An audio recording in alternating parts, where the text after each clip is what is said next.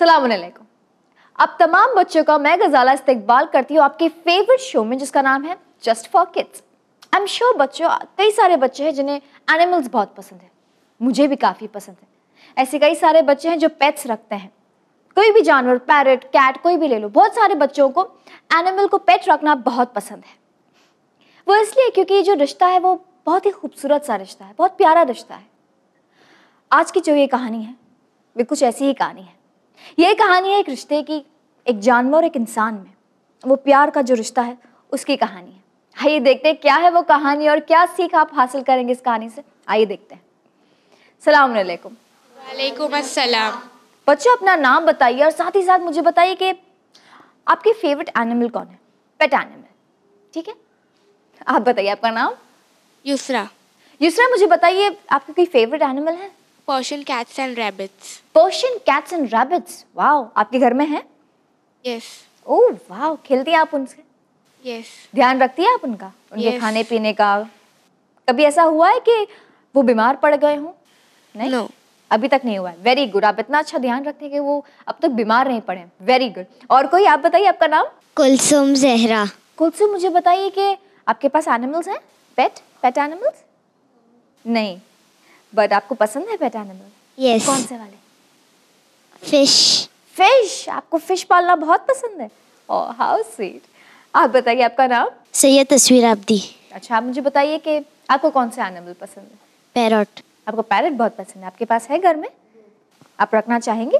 Yes. Yes of course, parrots बहुत पसंद है आपको। Very good. हाँ, आप बताइए आपका नाम। सानिया।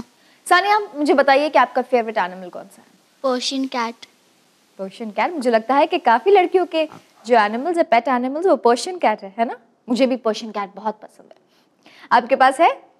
नहीं। आई एम श्योर आप रखना चाहेंगे। यस। है ना, हम सबको एनिमल्स, पेट एनिमल्स रखना बहुत पसंद है। और सबसे अच्छी बात क्या होती है कि वो आप उनके साथ खेलते हैं। वो जो रिलेशनशिप है आपके एनिमल और आपके पेट का और आपका, बहुत ही प्यारा सा रिश्ता है वो, नहीं।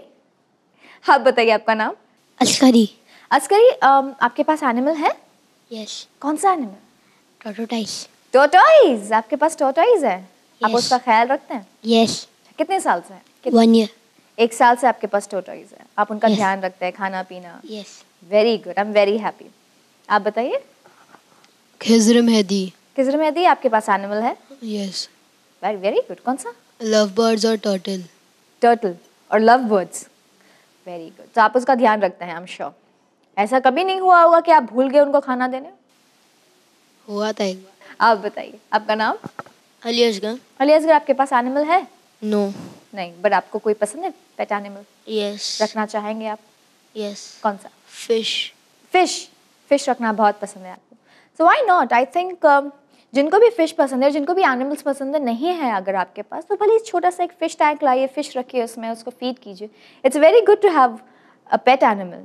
ठीक है, आज की जो कहानी है वही ऐसी कहानी है, एक रिश्ता जो है एक इंसान का और एक जानवर का, उसके बारे में है। और मैं चाहती हूँ कि आप ये कहानी ध्यान से सुने और इससे ज़्यादा सीख हासिल करें। जिनके पास है एनिमल्स वो तो डेफिनेटली सुने, और जिनके पास नहीं है वो अगर रखना चाहेंगे तो ये बात का आपको ध्यान रखना पड़ेगा। ठीक है। एक बार तालिब दीन, यानी कि जो स्टूडेंट्स जो इस्लामिक स्टडीज़ हासिल करते हैं, वो एक बार वो रास्ते से गुजर रहे थे। एक गांव में थे वो। उस गांव में कहर पड़ चुका था, ज़मीन सूख चुकी थी। वहाँ पर जो खाने का सामान था बहुत महंगा हो गया था, बिकॉज ज़मीन सूख गई थी, कहर पड़ गया था।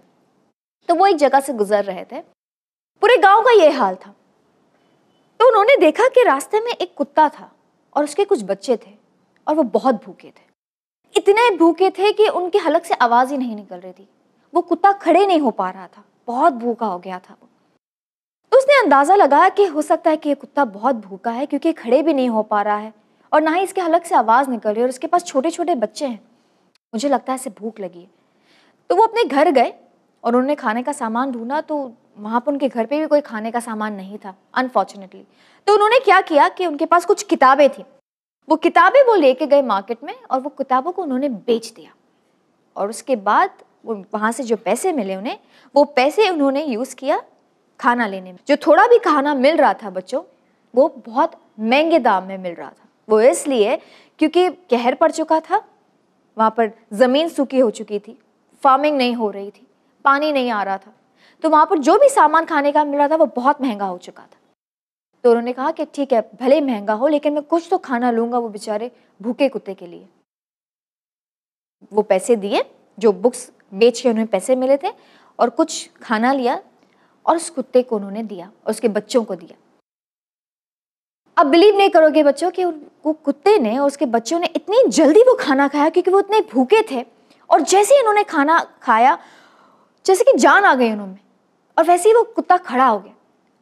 जैसे ही वो कुत्ता खड़ा हुआ उसने आसमान पे देखा, जैसे कि वो कुछ इशारा कर रहा था, कुछ मांग रहा था, जैसे कि उसकी आंखों से आंसू निकल रहे थे, बस वो आसमान को देखा जा रहा था। तो ये जो शख्स था, जो स्टूडेंट था, वो बस उस कुत्ते को देखने लगा और वो हैरान हो गया कि कुत्ता ऊपर क्यों देख रहा है, क्या बात कर रहा है अपनी ज़बान में। उन्होंने कहा ठीक है छोड़ दो, मैंने अपना काम पूरा कर दिया, और वो अपने घर चले गए। उस रात को जब वो सोए, इनके ख्वाब में कोई शख्स आया और उन्होंने कहा कि तुम्हें इल्म हासिल हो चुका है। बस उन्होंने इतना सा ख्वाब देखा।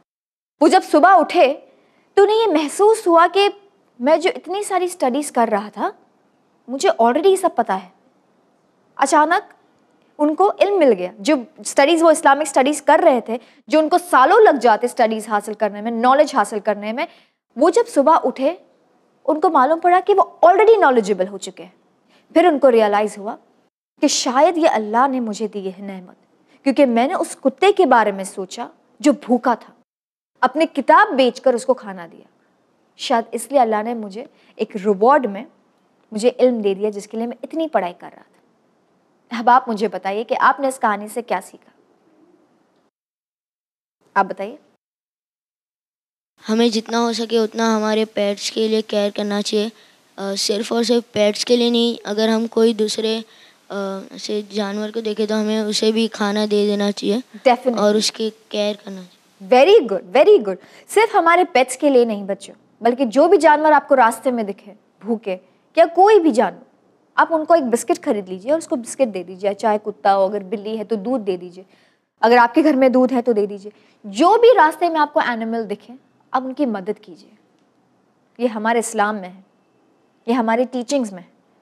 ये शख्स अगर उस कुत्ते की मदद नहीं करता तो पूरी ज़िंदगी गुजर जाती, वो इल्म हासिल नहीं कर पाता, या करता भी तो कितना साल लग जाता। लेकिन वो एक जेस्चर, क्योंकि उसने एक कुत्ते के बारे में सोचा, अल्लाह के मखलूक के बारे में उसने सोचा, तो अल्लाह ने उसको रिवॉर्ड में उतना सारा इल्म दे दिया जिसके लिए वो इतनी पढ़ाई कर रहा था।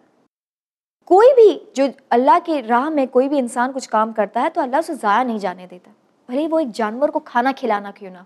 सो इट्स वेरी इंपॉर्टेंट कि आप अपने जानवर, अपने पेट्स के साथ साथ जो जानवर आपको रास्ते पर दिखे उसकी भी आप मदद करें। आप बताइए। उन्होंने कोई बहाना नहीं ढूंढा कि हमारे पास कुछ नहीं है, तो उन्होंने अपनी किताब बेच दी और वो डॉगी को फीड किया। यस, अगर आपने ये कहानी ध्यान से सुनी होगी बच्चों, तो आपको इस कहानी का जिस्ट मिला होगा। उस इंसान ने, अक्सर क्या होता है, लोग बहाना ढूंढते हैं, अरे हमारे पास तो पैसे नहीं है, पैसे तो मम्मी डैडी के पास हैं, हमारे पास तो कुछ पैसे ही नहीं है, हमारे घर में कुछ खाना ही नहीं है। उस इंसान के पास घर में खाना नहीं था, लेकिन उसने अपनी किताब बेचकर, जो उसके लिए इतनी इंपॉर्टेंट थी, किताब बेचकर उसने जो पैसे हासिल किए, और इतना महंगा खाना। अक्सर लोग क्या बोलते हैं, अरे इतना महंगा खाना मिल रहा है, हम अपने लिए नहीं ले लें। नहीं, उसने अपने बारे में नहीं सोचा, उसने कुत्ते के बारे में पहले सोचा, अल्लाह के मखलूक के बारे में पहले सोचा। और यही नहीं, उसने अपनी जो किताब है जो इतनी इंपॉर्टेंट थी वो बेच दी। तो अगर आपके पास, आई एम श्योर उतनी तो बुरी हालत आपकी नहीं होगी, थोड़े से जो पैसे हैं आप उस पैसों से खाना ले लीजिए और कुत्ते को खिला दीजिए, बिल्ली को खिला दीजिए। Very good. और कोई? अल्लाह की राह में कोई कुछ करता है तो वो ज़ाया नहीं जाता, उसको रिवॉर्ड मिलता है। Very good. अल्लाह की राह में आप कुछ भी करो बच्चों, चाहे एक इंसान की मदद करो, या एक कुत्ते की मदद करो, या एक जानवर की मदद करो, वो ज़ाया नहीं जाता। अल्लाह आपको उसका रिवॉर्ड ज़रूर देगा, भले ही कोई और तरीके से, बट आपको उसका रिवॉर्ड ज़रूर मिलेगा। मे बी आप अपने एग्जाम्स में पास हो जाएं। एक भूखे कुत्ते को अगर आपने देखा, उसको खाना मिल जाए, हो सकता है आप एग्जाम में पास हो जाइए। यू मे नेवर नो कि आपको रिवॉर्ड किस तरीके से मिले। एक चीज़ जो आप बहुत टाइम से आप मांग रहे थे अपने पेरेंट्स से, हो सकता है आपको वो मिल जाए। You never know. और आपके पास जो पेट्स हैं, खुसूसन उनका ध्यान रखिए। ऐसा नहीं कि आप भूल जाए उनको खाना देना, वो भी आपकी रिस्पॉन्सिबिलिटी है। Very good. आप बताइए। अगर हम किसी की मदद कर रहे हैं, खाना दे रहे हैं, तो हमें सच्चे दिल से करना चाहिए। Very good. अगर आप किसी की भी मदद कर रहे हैं तो उसको जताइए मत। उस इंसान ने जब उस कुत्ते को खाना दिया तो नहीं बोला, ये लो खाना लो, मैं खाना दे रहा हूँ और ठीक है आज के बाद से मुझसे वफादार रहना, मुझ पे भौंकना नहीं, मैं जा रहा हूँ यहाँ से, मुझे नो वो उसने जताया नहीं इसको। अक्सर हम देखते हैं कि लोग जब दूसरों की मदद करते हैं तो वो जताते हैं, हाँ ठीक है थैंक यू बोल दो मुझे, हाँ ठीक है वेलकम वेलकम। हमें जताना नहीं है। आप किसी की भी मदद करो तो किसी को पता नहीं चलना चाहिए आप किसी की मदद करें, चाहे वो कुत्ते की क्यों ना हो। सच्चे दिल से मदद कीजिए और आप ये यकीन रखिए कि जो आप काम कर रहे हैं अल्लाह की राह में, उसका रिवॉर्ड आपको डेफिनेटली मिलेगा। वेरी गुड, जो भी आप काम करो सच्चे दिल से करो। और कोई आप बताइए। हमें दूसरों के लिए सोचना चाहिए, वो लोग की केयर करना चाहिए और खासकर पेट्स की। जी हाँ, हमें हर इंसान की मदद करना चाहिए, दूसरों के बारे में सोचना चाहिए और खुसूसन पेट्स की। अगर आपके पास पेट्स हों, अगर घर में हो तो उसकी तो सबसे आपकी जिम्मेदारी होती है कि आप उसके ध्यान रखें और साथ ही साथ उसको साफ़ करें, क्लीन रखें, उसको खाना दें, उसको डॉक्टर के पास लेके जाए जो होते हैं। और अगर नहीं तो अगर आपको रास्ते भी कोई जानवर दिखे तो उनकी मदद कीजिए, बट दूसरों के बारे में सोचिए, चाहे वो इंसान ही क्यों ना हो, एक गरीब इंसान क्यों ना हो, एक गरीब कुत्ता ही क्यों ना हो। Very good. और कोई। हम लोग को बेजुबान जानवर को कभी डराना नहीं चाहिए और मारना नहीं चाहिए। How sweet. हमें कभी भी जानवरों को नहीं मारना चाहिए, ये गुनाह है। कोई भी जानवर को मारना गुनाह है। आप नहीं मार सकते, चाहे वो डेंजरस हो नहीं डेंजरस हो, आप पे भौंक रहा आप उस पर मार नहीं सकते। और बेजुबान जानवर जो आपको कुछ बोल नहीं सकता क्योंकि वो जानवर है तो आप लेके पत्थर मारेंगे उसको, नहीं, आप वहाँ से चुपचाप निकल जाइए। अक्सर होता है कि कुत्ते जब भौंकते तो आप उनको ऐसे मारते हैं, नहीं मत मारिए, गुनाह है ये। आप क्यों मार रहे हैं उसे? अगर वो आप पे भौंक रहा तो आप साइड हो जाइए या वहीं खड़े हो जाइए, वो आपको कुछ नहीं करेगा, नहीं काटेगा, ठीक है। किसी को भी कोई भी जानवर को मारना गुनाह है, ठीक है। Very good. उम्मीद करती हूँ कि आज की कहानी आपको समझ में आई होगी और इससे आप कई सारे इल्म हासिल करेंगे, कई सारे सबक हासिल करेंगे। और यही सबक आप अपने जो पेट्स एनिमल हैं उन पे लागू करेंगे, ठीक है, उनका ध्यान रखेंगे। तो देखा नाज़रीन, जैसे कि मैंने कहा था कि ये कहानी बहुत ही खूबसूरत सी कहानी है। ये कहानी है एक रिलेशनशिप के बारे में, एक जानवर और एक इंसान के बारे में। उम्मीद करती हूँ कि ये कहानी आपको बेहद पसंद आई होगी और इस कहानी से आपने ज़्यादा से ज़्यादा सीख हासिल की होगी। मुझे दीजिए इजाज़त। इंशाल्लाह अगले एपिसोड में आपसे फिर से मुलाकात होगी ऐसी इंटरेस्टिंग कहानी लेकर। अब हम बढ़ते हैं हमारे अगले सेगमेंट की ओर, जहाँ मासूम करेगी हमारे बच्चों से कुछ इंटरेस्टिंग सवाल जवाब। आइए देखते हैं डिड यू नो में क्या है खास। बिस्मिल्लाहिर्रहमानिर्रहीम। डियर व्यूअर्स, अस्सलामुन अलैकुम। आप सभी का इस्तकबाल है हमारे सेगमेंट डिड यू नो में, जहाँ पर हम बच्चों की नॉलेज को टेस्ट करने के साथ साथ उनकी नॉलेज में इजाफा भी करते हैं। तो आइए शुरुआत करते हैं हमारे सेगमेंट की। So kids, are you all ready? Yes. हम पहले इस्लामिक सवाल करेंगे and we will start with boys. Boys, आपके लिए हमारा पहला सवाल है, जनाब फ़ातिमा ज़हरा सलामुल्लाह अलैहा का नाम फ़ातिमा किसने रखा था? जी बताइए किस? हज़रत मोहम्मद मुस्तफ़ा सल्लल्लाहु अलैहि वसल्लम। Very good. होली प्रॉफिट हज़रत मोहम्मद मुस्तफ़ा सल्लल्लाहु अलैहि वसल्लम ने आपकी बेटी का नाम फ़ातिमा रखा था। फ़ातिमा जिसके मायने हैं आग से बचाने वाली, यानी कि जहन्नम की आग से बचाने वाली। ओके, नाउ गर्ल्स, आपके लिए हमारा अगला सवाल है। आप हमें बताइए बीबी के अलकाब, जो टाइटल्स है बीबी के, वो आप हमें बताइए, एक एक करके बताइएगा। Okay girls. जी सानिया बताइए। सैयदा। Very good. आप बताइए, कोई भी एक टाइटल बताइए बीबी का। Tahira. Very good. Siddiqa. Very good. Batool. Batool. Boys, आप में से कोई बताना चाहेगा? जी बताइए। अली असगर। मर्जिया। मर्जिया। वेरी गुड, जो कि बहुत ही मशहूर अलकाब है बीबी का। राजिया। वेरी गुड, माशाल्लाह, आप दोनों ने मिलके हमें बताया। Boys, very good. Now my next question boys आपके लिए ही है। आपको हमें बताना है कि बीबी की मशहूर कनीज़ का क्या नाम था? जी अली असगर, आप बताइए। बीबी फिज़ा। जी अली असगर, आपने राइट नाम बताया है। बीबी की मशहूर कनीज़ का नाम था जनाब फ़िज़ा, लेकिन इनका एक रियल नेम था। कोई जानता है बॉयज़ में से? आप जानते हैं? खिज़र बताइए। मैमूना। जी वेरी गुड, राइट। मैमूना इनका रियल नेम था और जनाब फ़िज़ा के नाम से हम सब जानते हैं। Okay, very good Khizar. हमारा अगला जो क्वेश्चन है वो गर्ल्स आपसे है। आप हमें बताइए कि बीबी ज़हरा सलामुल्लाह अलैहा के जनाजे में कितने लोग शरीक थे?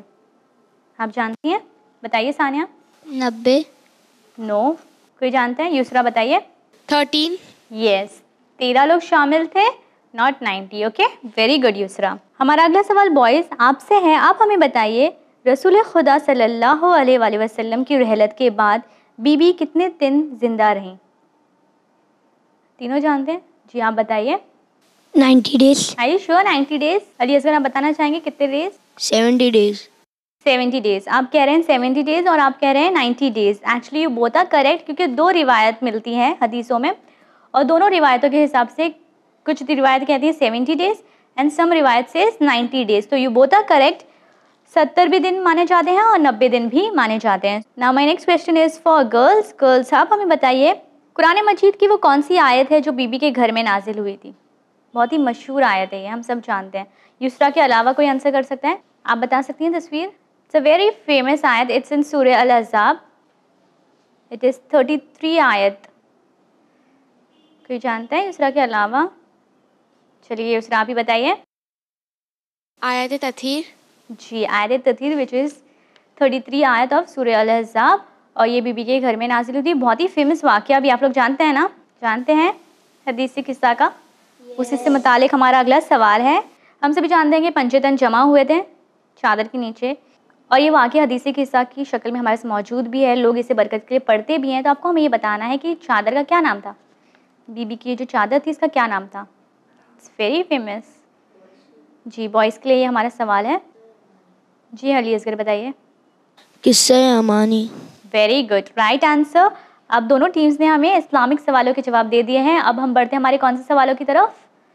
General knowledge. Yes, general knowledge questions की तरफ। और जनरल नॉलेज की शुरुआत हम करेंगे गर्ल्स आपके साथ। मेरा पहला सवाल जनरल नॉलेज का गर्ल्स आपसे है, what does Japanese call their country as? यानी कि जापान के जो लोग हैं अपनी कंट्री को क्या नाम से बुलाते हैं? सानिया बताइए। The land of the rising sun. Yes, ये तो हम कहते हैं the land of rising sun, लेकिन इनकी लैंग्वेज में they call their country as Nippon, which means the land of rising sun. Okay, चलिए very good Sania.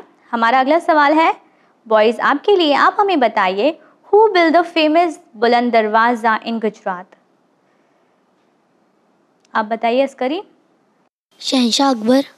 Ji Askari, you are right. Emperor Akbar ने बनाया था गेट ऑफ मैग्निफिसेंस, जिसे बुलंद दरवाज़ा कहा जाता है। It was build in 576 AD, और ये जो दरवाज़ा है it is the highest gateway in the world and is an example of Mughal architecture. अगर हमें मुगल आर्किटेक्चर का एग्जाम्पल देखना है तो we can see the Taj Mahal, but we can even see the Buland Darwaza. Okay,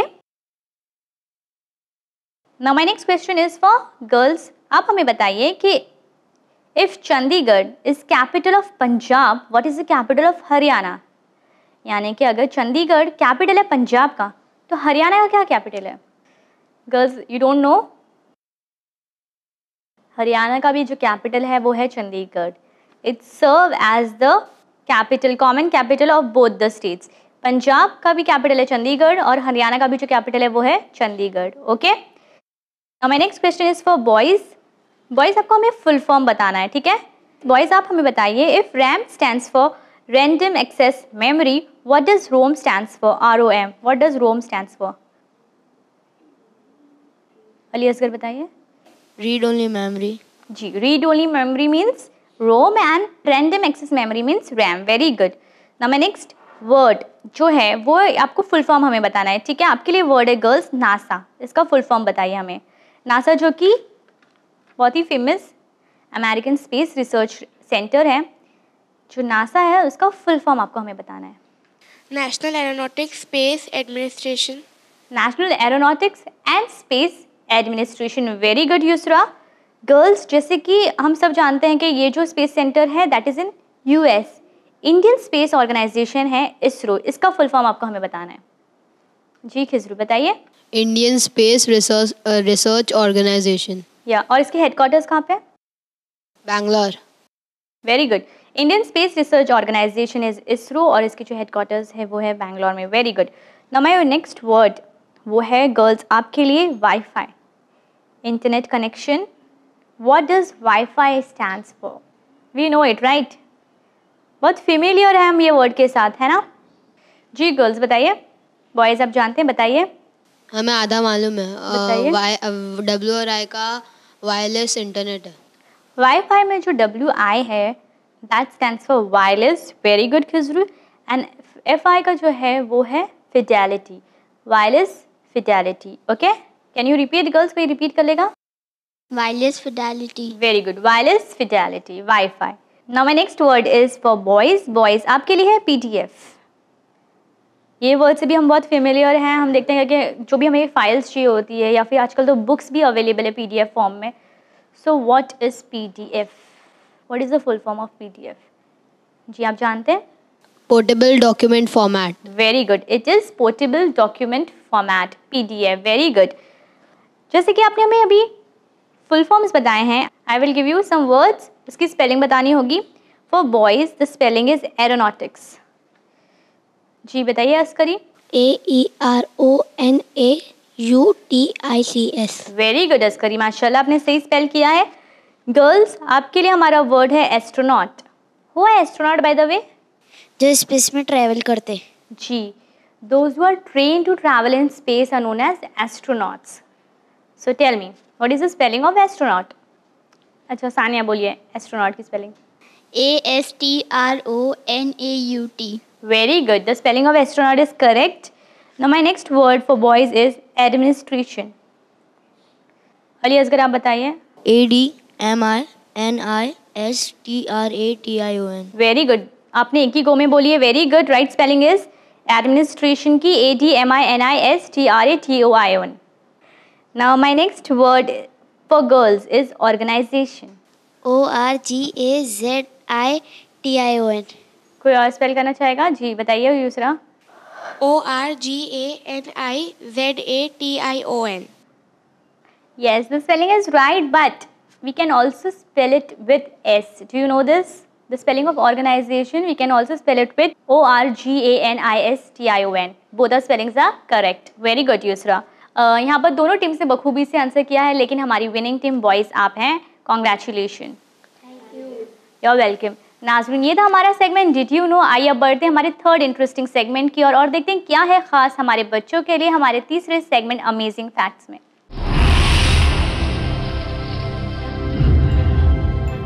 बिस्मिल्लाहिर्रहमानिर्रहीम। डियर व्यूअर्स, सलामुन अलैकुम। आप तमाम का तहे दिल से इस्तकबाल है जस्ट फॉर किड्स के तीसरे मरहले यानी सेगमेंट अमेजिंग फैक्ट्स में। पिछले चंद हफ्तों से हम बच्चों को नेचुरल डिज़ास्टर्स के बारे में बता रहे हैं, एक कोशिश कर रहे हैं कि इनकी मालूमात में इजाफा हो। इसी सिलसिले को जारी रखते हुए आज हम एक ऐसे नेचुरल डिज़ास्टर की बात करेंगे जिसे डेडलीस्ट डिज़ास्टर का टाइटल दिया गया है। एक ऐसा डिज़ास्टर जिसके जाने के बाद होने वाली चीज़ों की वजह से कई लोग मौत की नींद सो जाते हैं। एक ऐसा डिज़ास्टर जो हर साल तकरीबन लाखों लोगों को मौत की कगार पर या तो लाकर खड़ा कर देता है या तो इनके अपने चाहने वालों को मौत के घाट उतार देता है। हम बात कर रहे हैं अर्थक्वेक्स की। तो आइए नाज़रीन, बच्चों से जानने की कोशिश करते हैं कि अर्थक्वेक यानी भूकंप के बारे में ये क्या जानते हैं। सो किड्स, सलामुन अलैकुम। वालेकुम अस्सलाम। आप हमें ये बताएं कि अगर हम बात करें अर्थक्वेक्स की, द वर्ल्ड्स डेडलीस्ट डिज़ास्टर, इस कुदरती कहर के बारे में आप बच्चे क्या जानते हैं? अस्करी आप बताएं। अर्थक्वेक की वजह से काफ़ी बार फ्लड एंड सुनामी आती है। बिल्कुल ठीक। अर्थक्वेक की वजह से काफ़ी बार जब अर्थक्वेक आता है एंड स्पेशली अगर ये अर्थक्वेक किसी ओशन की तय पर ज़मीन पर आता है तो इसकी वजह से फ्लड्स और सुनामी आती है और ये एक भारी तबाही मचाती है। ओके, आप बताएं खिजन, आप कुछ जानते हैं? ये एक नेचुरल कलामिटी है। बिल्कुल, ये एक ऐसा नेचुरल डिज़ास्टर है जिसको प्रेडिक्ट कुछ हद तक किया जा सकता है लेकिन हम किसी भी हालत में इसे रोक नहीं सकते। अली असगर, आप कुछ बताना चाहेंगे? जब अर्थक्वेक आता है तो उसकी वजह से बहुत सारी बिल्डिंग भी गिर जाती हैं। बिल्कुल ठीक। अगर हम बात करें पोस्ट अर्थक्वेक की, तो अर्थक्वेक्स की वजह से जो बिल्डिंग्स वगैरह गिर जाती है, इंफ्रास्ट्रक्चर को जो नुकसान होता है उसकी वजह से हज़ारों लोग अपनी जानें खो देते हैं। और अगर हम वर्ल्ड हिस्ट्री पर नज़र डालें, पास्ट ईयर्स में नज़र डालें, तो हमें ऐसे काफ़ी सारे केसेस देखने मिलेंगे जो हम आगे हमारे सेगमेंट में आपके साथ डिस्कस भी करेंगे कि अर्थक्वेक के बाद बिल्डिंग कोलैप्स की वजह से, सुनामी की वजह से कितने हज़ार लोगों ने अपनी जानें खोई है। गर्ल्स में से कोई कुछ बताना चाहेगा? बताइए उसरा। अर्थक्वेक की वजह से बहुत लोग मर भी जाते हैं। बिल्कुल ठीक। अर्थक्वेक एक ऐसा डेडलीस्ट डिज़ास्टर जिसकी वजह से हर साल लाखों लोग मौत की नींद सो जाते हैं। ओके, अर्थक्वेक को मेजर किया जाता है मैग्नीट्यूड्स में। तो जो अर्थक्वेक जिससे हार्म नहीं होता वो अर्थक्वेक रेंज करता है 1 to 3 मैग्नीट्यूड पर। मॉडरेट अर्थक्वेक्स होते हैं जो 4 से लेकर 6 तक मैग्नीट्यूड पर मेजर किए जाते हैं, 4 मैग्नीट्यूड टू 6 मैग्नीट्यूड। लेकिन एक 6 मैग्नीट्यूड का अर्थक्वेक भी इतना नुकसान पहुंचा सकता है कि इसकी ज़मीन फटने की वजह से बिल्डिंग्स जो होती है वो कोलैप्स हो जाएगी और साथ ही साथ कई लोग मर जाएंगे। और अगर कोई एरिया 7 मैग्नीट्यूड से ज़्यादा के अर्थक्वेक का शिकार होता है तो इस एरिया में आपको भारी तबाही देखने मिलेगी। क्या आप जानते हैं कि हिंदुस्तान में गुजरात में जो अर्थक्वेक आया था उसमें कितने लोग मरे थे?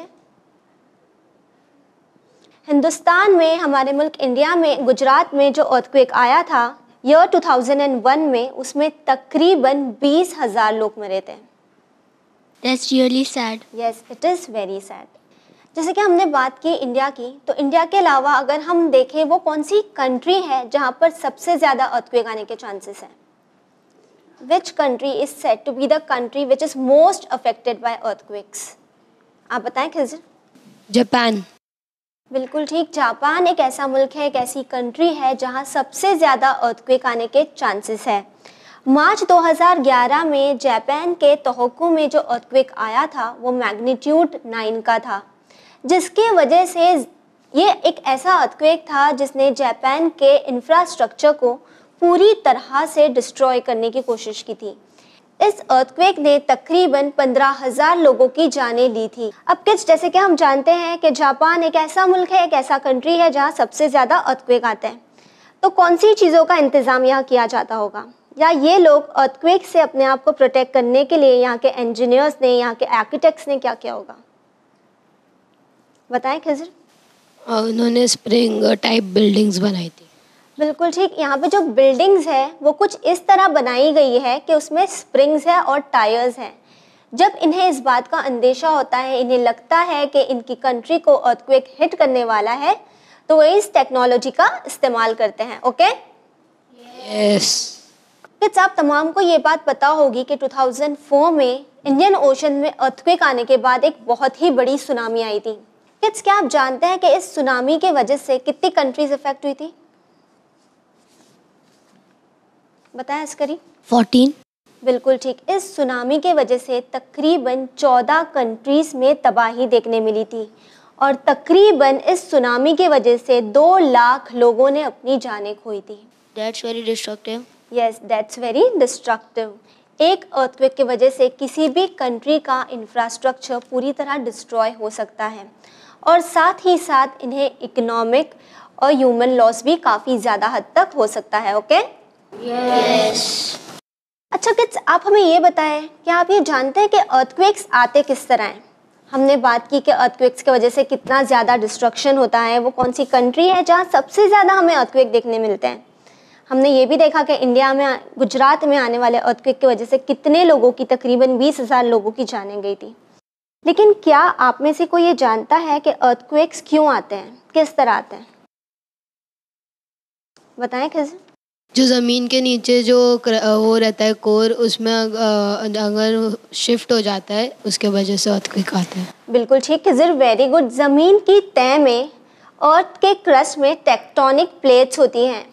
ये प्लेट्स वक्त वक्त पर मूव करती रहती हैं और शिफ्ट करती रहती हैं, लेकिन जब ये प्लेट्स, ये ज़मीन का हिस्सा आपस में टकराता है, आपस में क्लैश होता है, इस क्लैश की वजह से अर्थक्वेक्स आते हैं। याद रहेगा? यस। आप कुछ पूछना चाहेगी युसरा? जो लोग अर्थक्वेक के बारे में स्टडी करते हैं वो कौन होते हैं? जो लोग अर्थक्वेक के बारे में स्टडी करते हैं इन्हें सिस्मोलॉजिस्ट कहा जाता है, और जिस डिवाइस पर अर्थक्वेक को मेजर किया जाता है, इस डिवाइस को सिस्मोग्राम कहा जाता है, जिसके ज़रिए हमें पता चलता है कि अर्थक्वेक कितने मैग्नीट्यूड का था। याद रहेगा? यस। व्यूवर्स, हम उम्मीद करते हैं कि घर बैठे बच्चों के भी नॉलेज में काफ़ी इजाफा हुआ होगा। अगर ऐसा कोई पर्टिकुलर टॉपिक जिसके बारे में आप फैक्ट्स जानना चाहते हैं तो आप हमें लिख भेज सकते हैं। तमाम डिटेल्स आपकी टीवी स्क्रीन पर हैं। इसी के अलावा आपके राय, आपके फीडबैक्स हमारे लिए काफ़ी अहम हैं। आप इन्हें लिख भेज सकते हैं winislam@gmail.com पर। इसी के साथ टीम जस्ट फॉर किड्स को दीजिए इजाज़त, पर बने रहिए चैनल विन के साथ। पैगाम इंसानियत। शुक्रिया।